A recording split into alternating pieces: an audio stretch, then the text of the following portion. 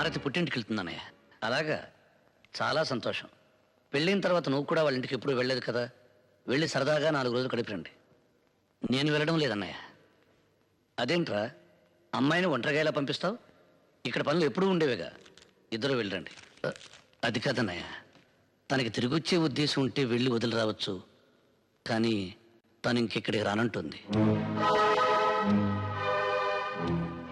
రాజా, అర్థం లేకుండా ఏమిట్రా మాటలు? పెళ్ళి 4 నెలలు కూడా కాలేదు, భార్యను పుట్టింటికి పంపించేస్తావా? ఈ ఊరందరికీ మంచి చెడు చెప్పే కుటుంబం రామంది. ఈ విషయం 10 మందికి తెలిస్తే ఏమనుకుంటారో ఆలోచించావా? మీకు మాటా వస్తే 4 గోళ్ల మధ్య మీలో మీరు సర్దుకుపోవాలి, గాని అది మా దాకా రాకూడదు. ఒక్క విషయం గుర్తుపెట్టుకోరా, నారు నాటితే వరి పెరుగుతుంది, మాట జారితే గొడవ పెరుగుతుంది. కానీ ఏం నాటకుండానే గడ్డి పెరుగుతుంది. తను పట్నంలో పెరిగిన పిల్ల, మన పద్ధతులు కొన్ని తెలిసి ఉండకపోవచ్చు. అలాంటప్పుడు తనకి వివరించి చెప్పవలసిన బాధ్యత మంది. అర్థం చేసుకునే వాళ్ళకి చెప్పొచ్చు అన్నయ్య, అర్థం చేసుకునే వాళ్ళకి ఏం చెప్పినా ప్రయోజనం ఉండదు. అందుకే పంపించేద్దామని నిర్ణయించుకున్నాను. నిర్ణయం తీసేసుకున్నామన్నమాట. అది కాదన్నయ్య రాజా, అసలు భార్య అంటే ఏమిటో, ఆవిడ విలువేంటో తెలిసిన వాడివైతే అంత తేలిగ్గా ఆ నిర్ణయం తీసుకునేవాడివి కాదు. మనకేదైనా జరిగితే తల్లి ఏడవడం, తల్లికి ఏమైనా జరిగితే మనం బాధపడడంలో ఆశ్చర్యం లేదురా. ఎందుకంటే ఒకే రక్తం పంచుకు పుట్టినవాడం కాబట్టి ఆ బంధం బాధ ఉంటాయి.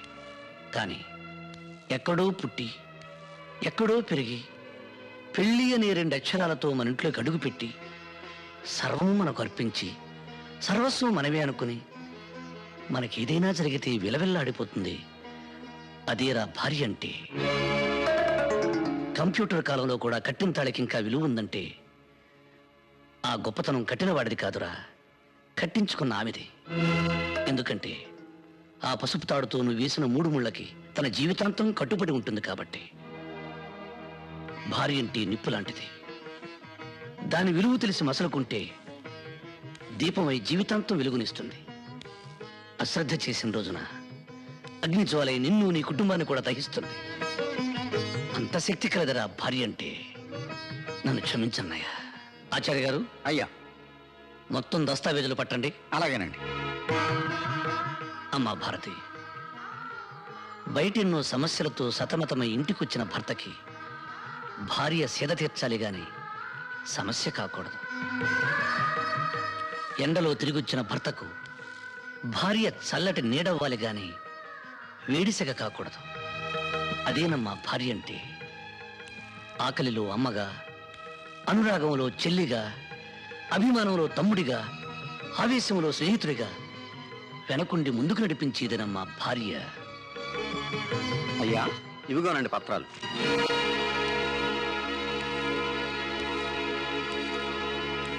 భారతి, మాకెక్కడెక్కడ ఏ ఆస్తులున్నాయో మాకే పూర్తిగా తెలియదు. వాటికి సంబంధించిన పత్రాలు ఇవి. నువ్వెక్కడ సంతకాలు పెట్టమంటే అక్కడ సంతకాలు పెట్టడానికి మా 3 అన్నదమ్ముల్లో ఎవరూ వెనకాడరు. లక్ష్మి, ఆ తాళాలు ఎలా ఇవ్వు. ఈ రోజు నుంచి ఈ ఇంటి బాధ్యత మొత్తం నీకు అప్పగిస్తున్నానమ్మా.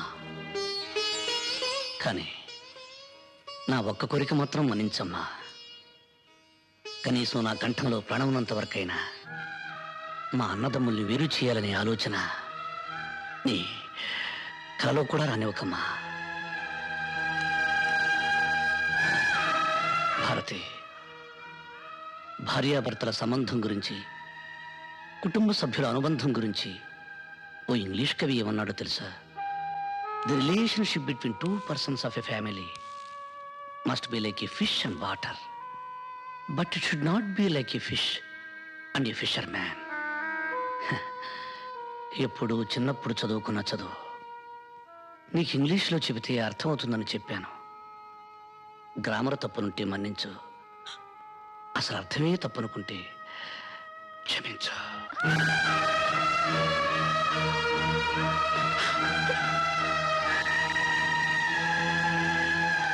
చాలా సంతోషం అమ్మా. ఈరోజు మీ కారణంగా నా జీవితంలో ఎప్పటికీ చూడలేననుకున్నది ఒకటి చూశాను, వినలేననుకున్నది ఒకటి విన్నాను. అవేంటో చెప్పమంటారా అమ్మా? పెదరాయుడు గారి కళ్ళల్లో నీళ్లు, ఆయన నోటి వెంట క్షమించు అనే మాట. చాలా సంతోషం అమ్మా, చాలా సంతోషం.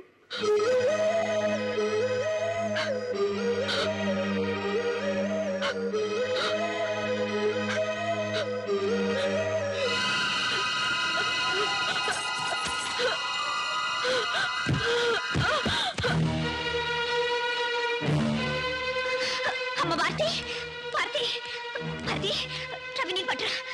భారతి, భారతి, భారతి, అమ్మా, అమ్మ భారతి, భారతి. భారతి. ఎవ్వరూ కంగారు పడవలసిన అవసరం ఏమీ లేదండి. అమ్మాయి గారు తల్లి కాబోతున్నారు. మళ్ళీ ఇంట్లో పాపారాయుడు గారు పుట్టబోతున్నారు.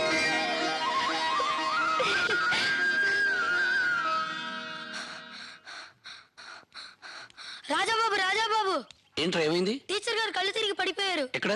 వాళ్ళ ఇంట్లో అండి. అలాగా?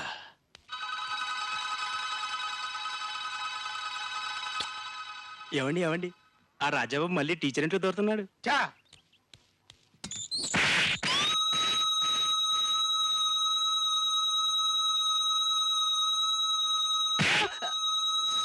ఎవడా ఇంట్లో దొరికితే నీకెందుకురా?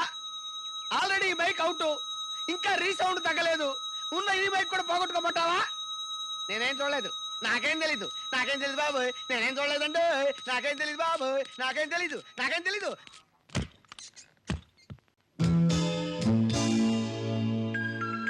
టీచర్ గారు, టీచర్ గారు,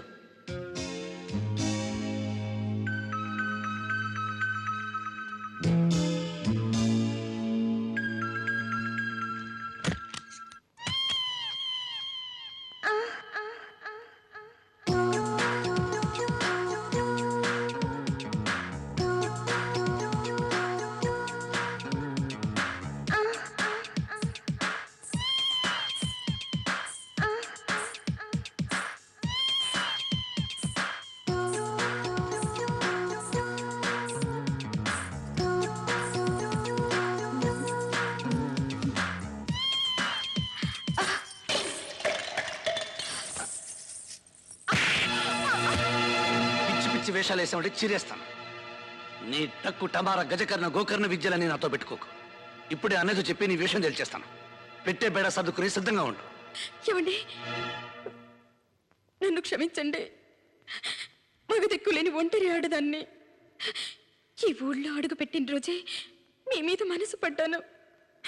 మీలాంటి ఉత్తముడికి భార్యని ఎరహత నాకెట్లు లేదు. కనీసం మీ మనిషిగా మీ నీడలో బతకాలని ఆశపడ్డాను. ఆ తాపత్రయంతో అతిగా ప్రవర్తించి మిమ్మల్ని నొప్పించాను. అర్థం చేసుకోండి ప్లీజ్.